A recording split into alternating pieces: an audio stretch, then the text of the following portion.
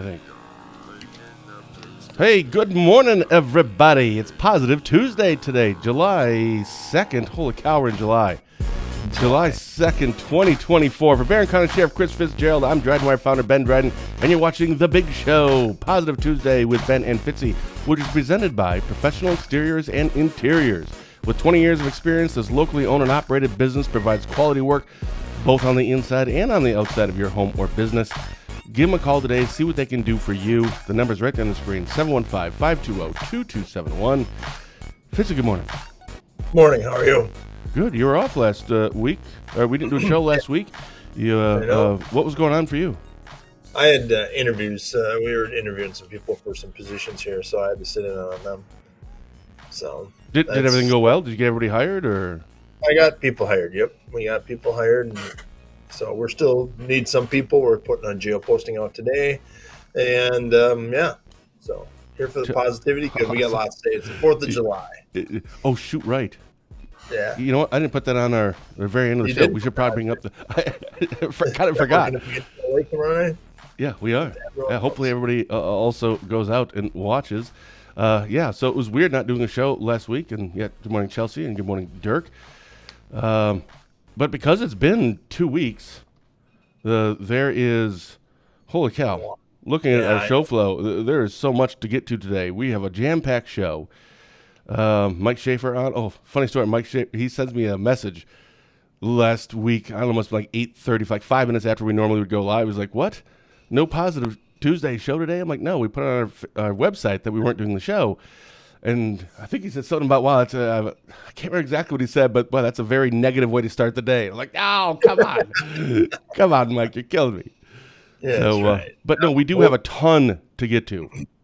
But as always, like to start with sports. Do you have? I know I have something. Do you have something? Yeah, I do. How about our Rice Lake's own Kenny Bednarek went in going to the Olympics in 2. Well, actually, it'll be 3 because he'll be on a relay team too. So, 100, 200. Did you watch any of that? You know, I did actually, and Jerusha watched it with, and not on purpose. So it's like once every like the first one, and then the second one, yeah. So I didn't even know that he was going to be on. It was just Olympic trials, and Jerusha and I literally maybe once every 3 months we have like an hour free at night where neither of us are doing anything, and it just happened to be this night. I was watching just sports, right? So it was the Olympic trials. And she came in and sat down, and she's like, "What are you watching?" I'm like, "I don't know, running." I think it's called track and field. And then like 15 minutes into it, I'm like, "Hey, that's the guy from Rice Lake." So we actually got to watch one. It wasn't on purpose, but I'm so glad I got to watch it. That's how cool is that? Yeah, he did really good, and I mean his best times. I mean it's pretty cool. And July, we're going to try to put together, and part of the Booster Club here, we're trying to put together some kind of viewing party. But again, the time will be in Paris, so it's probably going to be like a weird time here when he runs. Sure. So we should get him on the show, and it'll have to be like at 1 a.m. Yeah, right. He's going to be in Rice Lake on October 10th at the Boy Scout Leadership Banquet. It says here, I just got an invite to that. Oh, if I knew how to get a hold of him, I would ask him to come on. For 15 minutes on a show. I don't know if he'd be able to right now with everything going on, but probably between now and the Olympics he can, but I don't know. Yeah, I have no idea how to get a hold of him. So I'll call a guy. I got a guy. All right. I got a guy. No, that was pretty awesome. No kidding. And it's always fun to root for hometown kids, right? Or adults, I suppose, but whatever. If you're younger than I am, you're a kid. That's right. So here's my question. Which of these, moving to the NBA here, which of these is the bigger story? Paul George to the 76ers, Klay Thompson to the Mavericks, or the Lakers failing to land any impact players so far in free agency? Well, obviously the Lakers, because the talk's been LeBron's going to take a pay cut, and then they could go get one of these guys, and now everybody's off the table. I don't know who they go get to change their team, and maybe that was intentional on LeBron's part so LeBron could play. I don't know. I don't either. Don't you think it's the Lakers?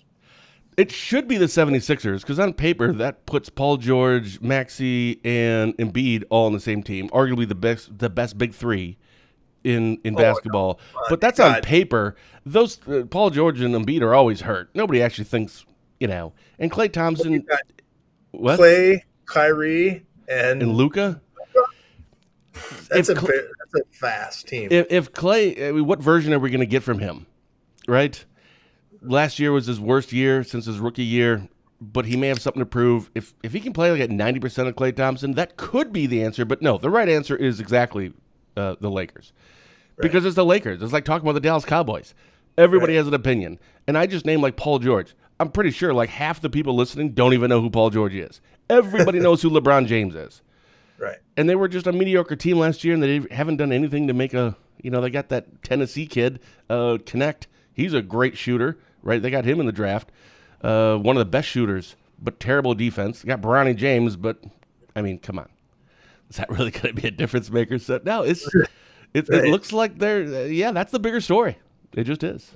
No question. I mean, that's what everybody's talking about is the Lakers, so who knows. Yeah. But we're just into baseball, but, I mean, the NBA draft was fun to watch. I mean, I watched it. It was different. NHL draft was there. So I don't really follow NHL. How did any big stories there? No, there wasn't any good stories. I guess the number 5 pick wasn't picked to be number 5. He was picked to be like 25, and they picked him at 5. Wow. There's some, who knows why? But it's all of what you see in somebody, and it's all, these interviews, and they do a lot of things. These teams look into these players. It's not like they just say, let's randomly pick this guy. So even in the NBA draft, I mean, there was some, the guy from Duke didn't get picked in the first round. He should have. Kyle. Oh, right. He didn't get picked in the first round. What's his name? It's a weird. Filipowski? No, Filipowski. Yeah, that's the one. I read something yesterday. Something about he's got this. People are. It was something weird. It was a really weird sports story. It was about his girlfriend, about being older. And I don't know. It was a really. Anyway, I'm way off. Yeah.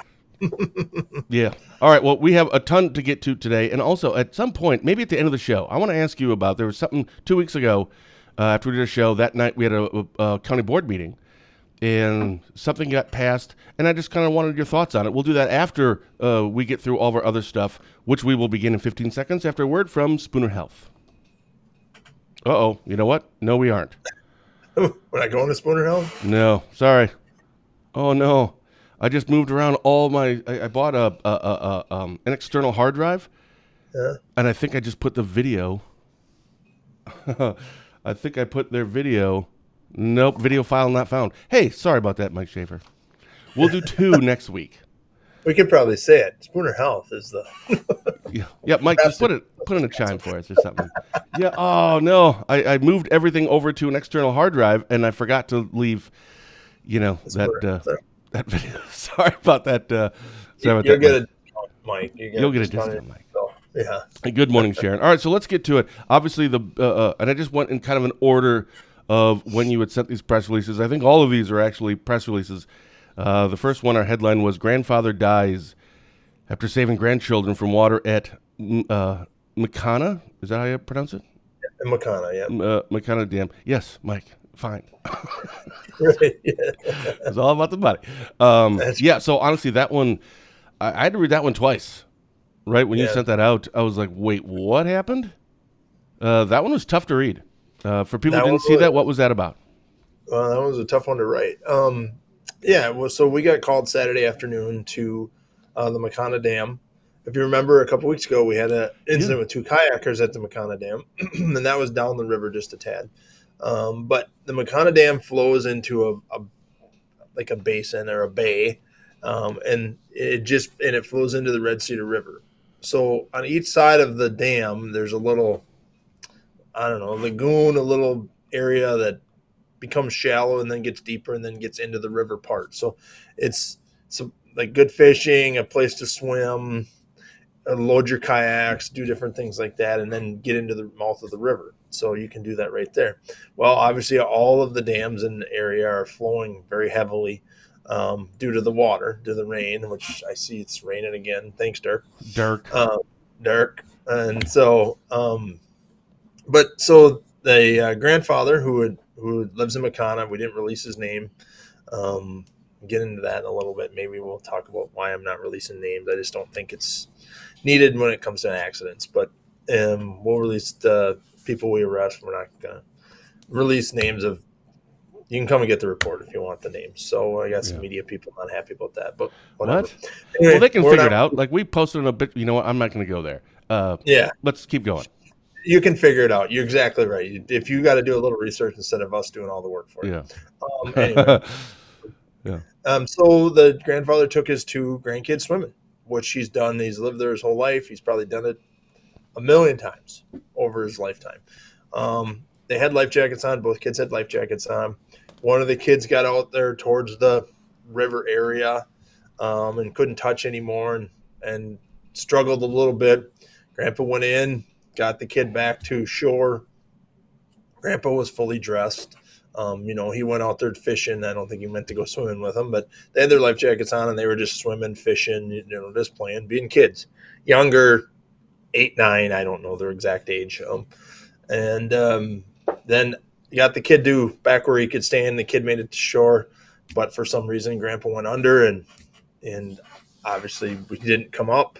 There was a kayaker taking a kayak out or putting a kayak in. I'm not sure exactly what he was doing, but he was there. He called 911 right away. And then he actually tried to go in the water and look for Grandpa. And then we arrived on scene, couldn't locate him. We had the Rice Lake Fire, Birchwood Fire, air ambulance there, or air helicopter there. Went down river, but just to see if he maybe floated down river, got sucked in and was hanging onto a tree or something like that. Yeah, right. Couldn't find him. Obviously, we shut the dam down, which drains the water. Still couldn't find him. Tech dive team was called in, and they recovered his body. And he had drowned. So, very tragic incident. Grandpa's a hero. Sucks for the family. It's just a tough one during a holiday weekend. It's just terrible. None of these press releases are good. I mean, there's some good to the one. I think it's the next one, the one on 53. I think there's some good to that one. But it sucks. He's a local guy, pillar in the community. It's just, just terrible. Just sucks for the family. I mean, it was. I looked after we posted that. Obviously, it was on our website, and you put it on your Facebook page. We put it on our Facebook page. Boy, some of the comments were some of the best comments I've ever read. Yeah, and I agree with you. And that's, again, that helps us as law enforcement officers. I mean, it's not fun to post, and it's not fun to talk about, and it's not fun for the family. But yeah, there wasn't any like, why were you this? Why that? It was just like, hey, he did what he was supposed to do, helping his grandkids, and sucks. Attaboy. So, just saying. Yeah. It's terrible for the family, but my goodness, what? I don't know. You know me, I get emotional easily. So, yeah. Well, we were. I mean, that's what we would do anything for our kids, and you would do anything, and your dad would do anything for you, and my dad would do anything for me. It's just, that's how it is. That's how it's supposed to be. There's not supposed to be all this negative in the world. That's why we do this show. It's just, we have to talk about the sucky stuff sometimes on the show, but good will come out of this. We'll figure out where the silver lining is here, and we'll keep moving on. And I don't know what that is yet, but we'll get there. Well, and those 2 kids are safe. Yeah. Yeah, and I feel bad for them, and hopefully, I don't know if it was medical. I don't know. I mean, it can be 10 different things. So we're not making any assumptions. That's the family's decision to do, not mine, not yours, not anybody's out there to say why, how, tell me why. Don't care. We're going to talk about how much of a hero he is. Speculate on that. Right. Legacy, but we're not going to talk about the incident anymore. If you want to know about it, I don't know. Go get the report, ask somebody. So we're done. We're done, making any assumptions. That's between the family and the medical examiner and whatever they chose to do. Sure. So the next one up here is our headline was serious one vehicle accident on Highway 53 sends driver to hospital. Yeah, For people who didn't see that, what was that about? Thursday night. Was that one Thursday night? I think it was Thursday night. Yeah, I mean, it was been just bam, bam. That was a car. A semi had stopped on the side of the road for a reason. I don't recall what that reason was. Had his flashers on. This car was traveling down the road and hit the semi in the rear end. Left the roadway, the fog line, the rumble strips, and hit the semi. did some serious damage to his car. He was flown out in serious condition. I did hear through a Facebook post that somebody said, I know that guy, and he's got some issues, but he'll be fine. It's going to be some recovery, but I guess he's going to be okay. So that's good to hear. And again, that's Race Lake Fire, LMC or Marshfield Medical Center ambulance, and Lifelink helicopter doing what these guys do. I mean, you want to see some heroics? I've seen it this week. I mean, again, on and off. I mean, we got a dive team. Tech Fire had a big pancake breakfast. They leave that to go come and help us. I mean, they were cleaning up, but they had started early in the morning, had a great thing. Again, these pancake breakfasts that these firemen have and these supports. And I know the Cumberland Fire Department has a big one on the 4th of July that everyone goes to. That's a fundraiser. That's how they buy some of this equipment so they can jump in this water. They can jump on these rafts. They have all this equipment. This costs money. All this equipment costs money, whether it's law enforcement, fire, EMS, and these ambulance people, these helicopter people jump in and do their job. And that's what we expect of them, but it takes a toll. I mean, Birchwood Fire, they all knew who this grandfather was. They all knew this guy. He was a local person, and that's tough to see your friend and you're searching for one of your friends. So it's tough. But these people do it day in and day out, including my people, law enforcement, and hats off to them. But again, great job by everybody to make sure that this guy does what, get him the help that he needs to, and hopefully he can recover and he will be okay. It sounds like. Yeah. Well, that's good news. The third one here, again, these are press releases from the Barron County Sheriff's Office, which of course is you over the last couple of weeks. Is our headline was motorcyclist dies in collision on Highway 63 near Turtle Lake. For people who didn't see that, what was that one about? I mean, that's pretty self-explanatory, but if you can elaborate. Right. Sure. And that one was kind of different too. I mean, the motorcyclist was flown out in serious condition, but was talking at the scene, and then we found out later that he passed away. So, what? That's the internal injuries, and I don't know head or what. I didn't actually go to that one because at that time it was a serious crash, but I don't go out on every serious crash. I go out on these fatalities and these other things. So I was alerted to that one, and we knew about it. We knew it was what happened. We can determine what happened on that one. The motorcyclist failed to stop at a stop sign or didn't see a car. I don't know if he'd stopped and didn't see it or didn't stop. I don't know the answer to that. Again, that doesn't matter. He struck a trailer or a truck, and just seeing what's going on. There's lots of beeping going on here. So fire alarm. So and he passed away. So again, thoughts and prayers again. Cumberland Fire or Turtle Lake Fire. Cumberland Ambulance, Sheriff's Department, Turtle Lake PD involved in that one. Just, everybody doing what they're supposed to be doing to give the guy a fighting chance. Yeah. Unfortunately, that didn't happen in this case. And again, thoughts and prayers go out to other family members and, again, all of our first responders on that. And it seems, hold on, I was going to go to our website real quick. We just put something up yesterday from Polk County. SUV collision claims 1 life, 2 critically injured, and it's, you talked about this month and a half ago ish. I can't remember what the story was that we were talking about, but you kind of alluded to that if this is the trajectory of how the summer's going to go, it's going to be a tough summer, and it kind of seems like that's how it's going. And again, there's no reason. It's just random. Right? I mean, you can't actually pinpoint what it is. I mean, each one is unique and random. I mean, you can't do anything about it.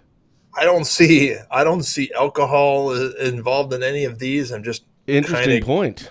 I don't see that. I don't see, I don't know what happened on 53. I don't know why the motorcyclist didn't stop, or maybe he didn't see it. Maybe he stopped and just didn't see it. I mean, accidents do happen. We have to be careful, but I assume I don't know about seatbelts. I don't know about helmets. I don't know about, but you're right. I mean, normally we can say, well, alcohol is a contributing factor. Alcohol is a contributing factor. None of these cases, alcohol was a contributing factor. I mean, I don't know of any. I mean, I would have put that in the press release if it was a contributing factor, because that leads to, but people got to look twice for motorcycles, and motorcycles got to be more careful, and ATVs and boating and drowning. And, we're going to hit the water tomorrow for the next 7 days straight. We're going to be on the lakes. All right. With our rec program. It's going to be a big 7 days for us. So we're going to go 6 days straight. It looks like. What do you mean? Is this what you do every 4th of July week or something? It's Operation Dry Water with the DNR. So the DNR mandates that all of their wardens are on their boats. If you have a program with the DNR, which we're a partner with the DNR, we have to be on our boats. It's called Operation Dry Water, and I don't know what the meaning of it is. It means, no drinking and driving. That's what it sounds like. Right. No drinking and driving. All the boating regulations. More people out. It's a holiday, so there's more people at vacation, especially this weekend, Thursday, Friday. Most people don't work Friday. So you have Wednesday. It's going to be beautiful. Dirk will give us the forecast. The 4th of July is looking kind of iffy. And then you have 5, 6, 7. So, we have a long weekend for the weekend. So we are just ramping that up, getting our boats ready today, and we'll be out on our lakes in full force. Double team our boats because there's so many people out there. We ride 200 boats, so both our rec guys will be out there making sure everybody has a safe 4th of July. That's all we want. We're not out there to do anything except make sure you have a safe 4th of July. But we will arrest you if you're drinking and driving. We will cite you if you don't have your boat registration, if you don't have a number of life jackets, if you're riding too many people on a jet ski, if you're riding too close to a dock. All of those things go into play this weekend. And because it's so busy, there's no margin for error this weekend. So that's why we're out there. DNR's out there. The sheriff's department's out there. I'm telling you right now, we're out there in full force. So I want that job, being on a boat all day. Well, remember Uncle Al, who's been on our show before, my dad's brother down in the Chicago area. That's what he does now in his law enforcement. Can't remember but he's on Lake Michigan. He's boating. Apparently, there's like a whole division for that in law enforcement in the city in which he works. It's a great job being on a boat. All right. So, then you get 4-wheelers and UTVs. That's even better. Oh my goodness gracious sakes! Now, if you could just make it an airboat, that'd even be better. All right, here's another one. This again, press release from you. Our headline was months-long investigation, and it seems like we're talking about this every week, which kind of is good because you're arresting people. Months-long investigation leads to arrest of barren man for child pornography. People didn't see that. What was that about? One of our bigger ones. This wasn't just a possession case. This was a manufacturing case. So he was, and there's a lot to talk about on this one because people aren't happy with the bond. I didn't even see what it was. Yeah, well, you're not going to like it when I tell you. It was a signature. Well, first of all, it better not be a signature bond. It was a signature bond. It was a signature bond, and people aren't happy. And I'm not happy either. I don't like it 100%. This isn't a child possessing child pornography case. This is a manufacturing case, allegedly. We have to say that. But I'm telling you, I did the press release. He had what we believe to be manufactured with the help of DCI, manufacturing child pornography. So there's a lot of people unhappy. Probably one of the bigger cases I've seen is that many people unhappy, and they need to make some waves. They need to do it. And a lot of people have blamed law enforcement. I don't have a say in that. Right, no. I don't have. No. I might think I'm the sheriff. I might think I'm a big, powerful guy. I'm not. I don't have anything to say with the DA or the court system. I don't go upstairs and pound my fist on the table. It doesn't matter. Now, citizens of Barron County they can do that. And I support it, and I'll give you advice on what you can do, but I can't do anything. I don't have a say in the bonds. None of us do. The judge does with the DA. So, but he didn't have a criminal history. I get it, but it's the one felony is 40 years just in itself. Well, so this kind of sounds like think of it like drugs. This doesn't sound like a person who was busted with meth or buying meth. This is more of the level up, right? More of the dealer. Is that kind of my tracking? Kind of what this is like? It's manufacturing of it rather than just the possession aspect. So that has to take it up a level. Oh, this took it up a level. I mean, he got charged with 10 counts of child pornography, and I think it was actually 5 counts, and the possession of it's an exploitation of a child. It's a felony. It's a 40-year felony. So maximum 40-year felony. Yeah. But there's mandatory minimums on this. It's a serious crime. I know there's unhappy people, and I just don't have a say. I don't have. Wait a minute. What was the guy's last name? I don't remember off the top of my head. There's been so many press releases. Was it Joshua Sargent? Yep, that's it. Hey, there you go. I'll have a story up today about that. Okay. I'm like, wait a minute. I do remember this. So I got that done. So yeah, it'll be on our website today. It's on my list, so I haven't done the story yet, but I requested, criminal complaint yesterday, and I got it. So that's after the show. I have to get the booking stuff up, then I'll start working on that. So that'll be up today. So I'm like, wait, I think I have that story ready to go here. Hopefully soon. So, but our team did a great job. We were talking more about this. I think you said it's good. But this one ramped it up a little bit. This was a big, I consider it a win. This is what we go out and do our job for. This is the things we do. I agree. This takes a lot of effort and a lot of time by our team to make sure you got to compare pictures on wall. I mean, it's an intense thing to look at, and it's not fun things to look at, but you've got to do comparisons about the background and compare it to search warrants pictures, and you've got to do a lot of things to this. And so it's an active case. I'm going to talk about it a lot, sure. But I'm very proud of our team for the effort they put in this one. This is what we do. We go out and save kids and help kids, and that's what DHS does with us, and we have great relationships with that. But yeah, we could have used a little help on this one. Well, I just want to let you know that you are a big deal. You are a big shot. And you said as a sheriff, I can't just go and talk to the judge and stuff. Are you sure? Because I thought there was a sheriff recently that may have done something just like what you're explaining. Talking to a judge about, like, what are you doing? I'm not going to say who it was, but, we all know who it is. What are you doing? Yeah. You don't set it. Oh, my goodness. And I have a great relationship with our judges. I have no complaints. And there's been other times we've been frustrated, too, and it's ebbs and flows. And the next one, we're like, wow, I can't believe they got that much. So it's all about how it gets described. And again, I'm not putting it on our judges right now because I don't know. I wasn't in the courtroom, so I don't know how it was described. Sure. I don't know what the deal is in place. I don't know. Some of these might go federal. I know we had a drug case, and I'm going to use this example so that people understand. We had a drug case that was dismissed in our county, but it's going to get picked up by the feds. So it looks like we didn't do our job, or we maybe didn't, it may look like law enforcement wasn't doing their job because the charges were dismissed. Well, the charges have to be dismissed so it can go over here to be charged, because you can't get charged twice. That's double jeopardy. So there's a system in place for this, and I'm not saying there isn't a plan in place, and that's where I can have some say. I've tried to go this route and say maybe we should take this case federally now, and maybe we can get some tougher sentences. This is the case. We look at some of our meth cases and say, this one should go to this person over here, and maybe this case can go over here. So we have some inquiries out to do that. That's when my power, my realm, that's where I can make a difference, and that's where I'm trying to take this. I'm not sure it gets accepted. It's no different than you hear a lot about the Supreme Court. They don't hear every case. Right. They take some cases. Sometimes the feds take some cases. Sometimes they don't, depending on how busy they are, the seriousness of it, things like that. So, what is the benefit? Is it just means that it's kind of off of your proverbial plate, I suppose, so you can focus on other things? Can they charge more? What's the virtue, I guess, of having them take these? Yeah, it's a bigger sentences because in the drug world, it's quantity.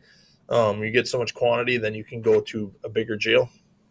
Oh. So so there's it's easier. I mean, it doesn't put a load on your court system, your DA's office. It does help them out when these major cases.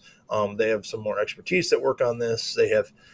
It's the bigger cases that they help us with. So it's help besides the punishment. All right, we have a question here from Gwen. What's your opinion on these out-of-county/state stings that then get released in our counties? Well, they're not out of county or out of state. No one can get released out of county or out of the state. So you only people that the sex offenders, they had to commit a crime in your county, but they come from out of county. I agree. I think I know what they're saying now. They come from Minnesota to come here to meet somebody. The person they're meeting is a cop. So they're from Minnesota, but they come here. Correct. We have to put them here. I don't like it, but I also, the reason we have that rule is so we don't get the Milwaukee or the Madison sex offenders moving up here so that no one knows who they are. We would get, they have a lot more than we have, so they're always looking to ship them out. We don't have that. I know we have a lot, but we don't have that many. So I don't like it, but the rule is in place to protect our citizens and only have our crimes here in our county. So, yeah, I'm not crazy about all these sting operations, but again, I don't want people coming to meet 14-year-olds. So hats off to these departments doing it. We're taking a different role. We're looking at this from a different angle. And, I think we're finally into this manufacturing piece of it. Again, this is our first, I don't want to say it's our first ever, but it's one of our first. This is a big deal. I don't think the press release portrayed it that way, and I can't portray it that way, but this is a big deal. So I'll portray it that way when I do the story today on it. So I'm very proud of our team awesome. and what they're doing. And I know that's what the citizens of Barron County want, and that's what we're doing. I mean, I know sometimes they're not happy with us and they don't like it, but and we're going to try to. I mean, today's weather isn't conducive to our traffic enforcement, but we're going to do some traffic enforcement also. It's the 4th of July. We're going to make sure people get from point A to point B very safely. We're not going to put up with 80 and 90 miles an hour. We're going to write citations. We're going to tow cars. We're going to figure it out. We're going to make sure our community's safe. That's our goal. My people know they've been charged with that. We've got as many people as we can possibly have on, and have people let people enjoy their family. But like our rec guys know, Jeff Wolf and Tony Wiegand know they got to work out for the next 6 days straight. They know they're working, and they accept that. That's what, we're going to be out there when you guys are all cooking. We're going to make sure the roads are safe. We're going to make sure the boats are safe during the 4th of July. There's a lot of boats on the lake at the fireworks. So, and Dirk will tell us if we're going to be on our boats at the fireworks, or if we're going to have to do something different. But the 3rd of July will be great.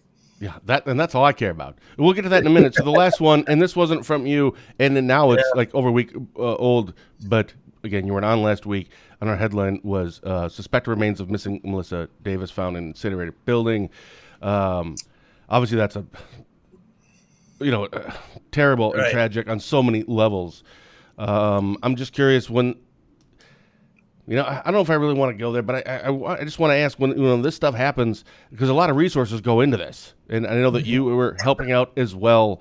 Sometimes maybe just a conclusion. Now, obviously, that was not the conclusion that anybody wanted, right? To this.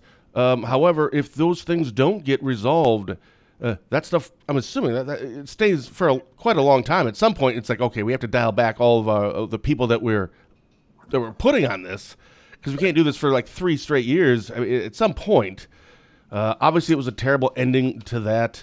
When you found out what it was, what were your thoughts? And there should be some more coming out, so I'm going to be more careful what I say. Hopefully, well, I mean, because it's not. The press release was a little, vague, obviously, and it needed to be because of they were still working on it, and it's still, excuse me, an active case, open case here. They're still doing some work on it to confirm some more details, and then I think you'll see a timeline come out, or I hope you see a timeline come out on the details of it. So, but it accurate. Her remains weren't. They're not at the incinerator, and so So there's a building, right? Incinerator building. Well, they were there. They're not, and so yes, that's how we were able to capture some of it and understand some of it. But it's kind of confusing. Yes, the incinerator is involved in that. I'm going to leave it at that now. But that's fine. Yeah, again, thoughts and prayers. I think Rice Lake PD, Brandon at Rice Lake PD did a phenomenal job on it. Jay Olson, one of our detectives, was helping him. I think they did a great job of working this as far as they can, hitting a lot of roadblocks and going on to the next step. That's what our people do. But again, hats off to those two guys. They did a majority of this work on it. There's other people at Rice Lake PD involved, obviously. But they did a lot of things that people don't know about the dam being closed and rivers being searched and different things, and video. I mean, hours and hours of video watched. And so, but a lot of this, everything happened before anybody even knew she was missing. So, I'll leave it at that right now, and we'll just move on. But again, great job by law enforcement, I think. I know some people are frustrated with it, but again, there's only certain things we can do with the information we have, and we have to go with that. So, but again, hats off to Rice Lake Investigator Brandon.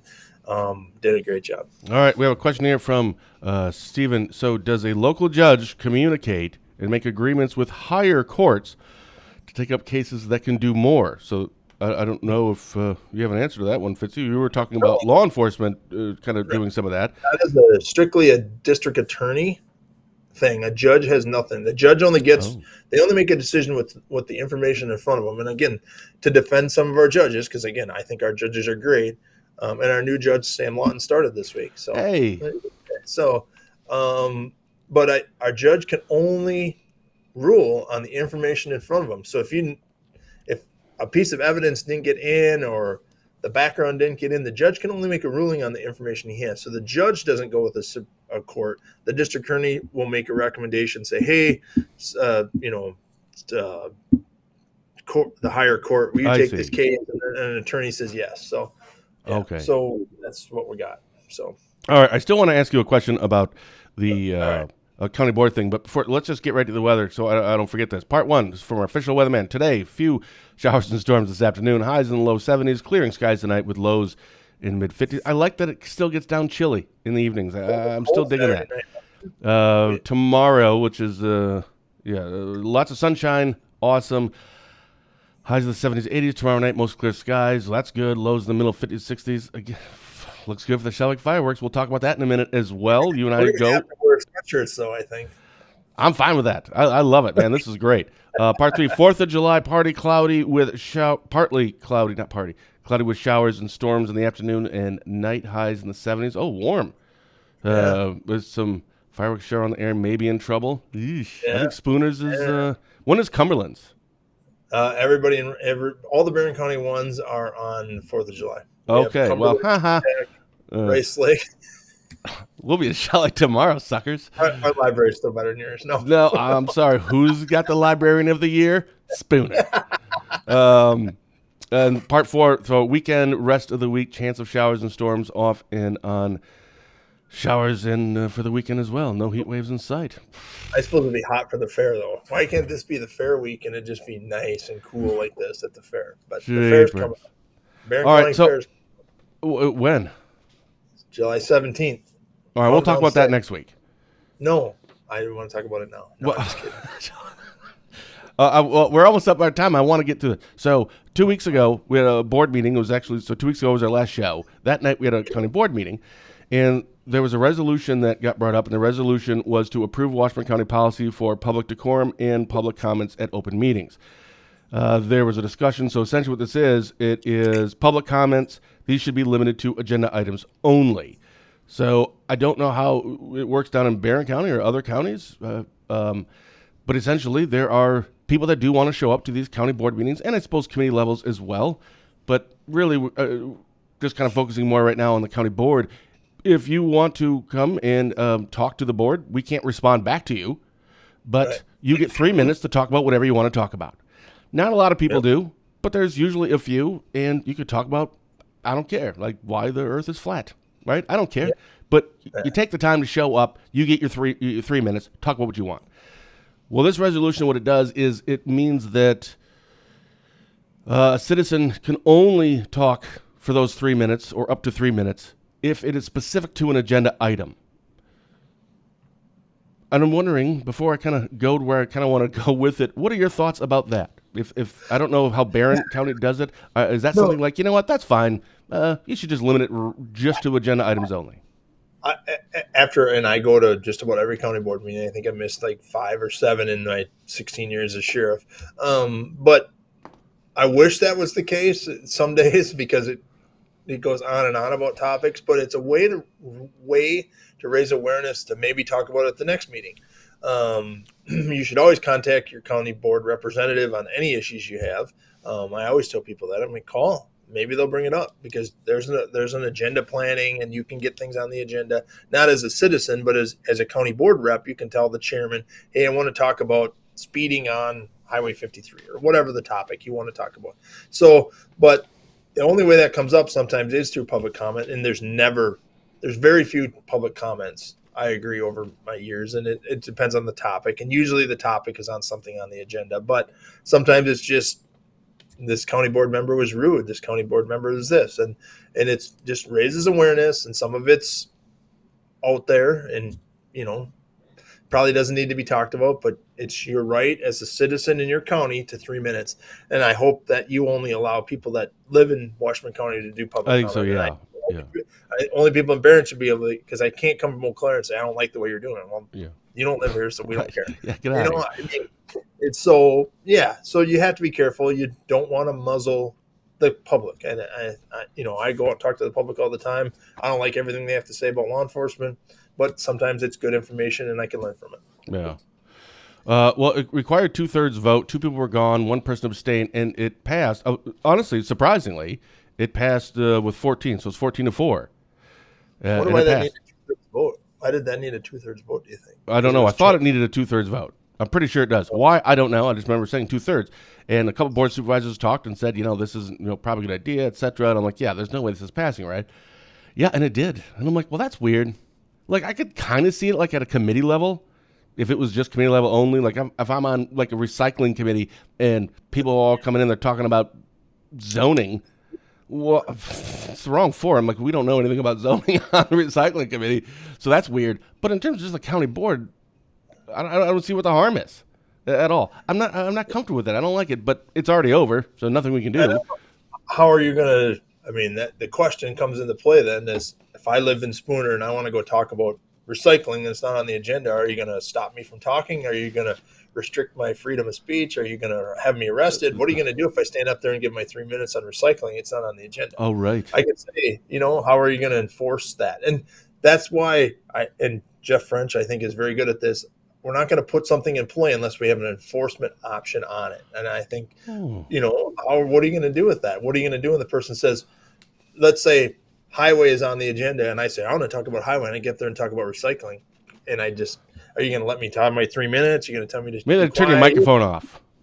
Yeah, but I still get 3 minutes. So it's public comment there's way too much.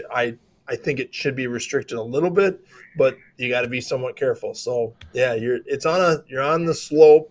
You're probably safe, but it depends on what you do with the actions if someone comes in there. So it'll be interesting. Yeah, it will. So I'm hoping to hear back from my constituents. What's that? They always test. Somebody out there always tests your rules, so someone will test it. I suppose. Yeah.